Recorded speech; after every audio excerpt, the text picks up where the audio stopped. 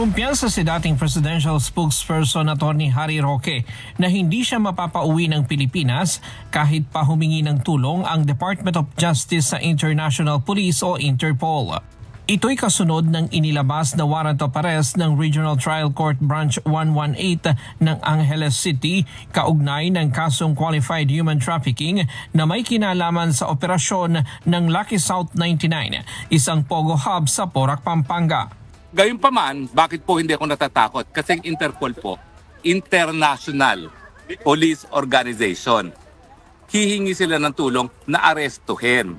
Now, saan pumapasok ang Interpol? Nagbibigay po yan ng notice sa mga bansa na kasapi ng Interpol, kasama po ang Netherlands. So ang gagawin po ng Interpol, hindi po Interpol ang huhuli. Ang huhuli po ay Dutch Police.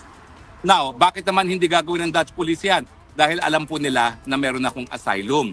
At kapag meron akong asylum, ibig sabihin yan, may karapatan ako na non-refuma, na hindi mapabalik dun sa bansa kung saan ako nanggaling, in my case, Philippines. Dahil ako nga po ay ginigipit at biktima ng unjust prosecution.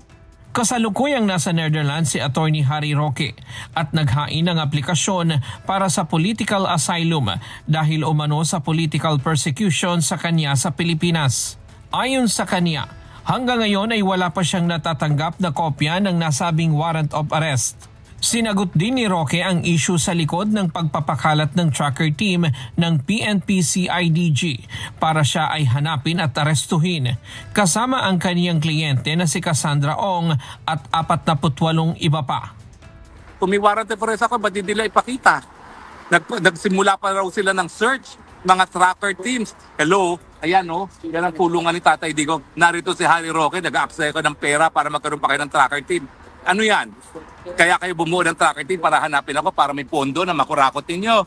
Alam naman ng lahat kung nasaan ako. Ayan araw-araw nandito ako sa piling ni Tatay Digong.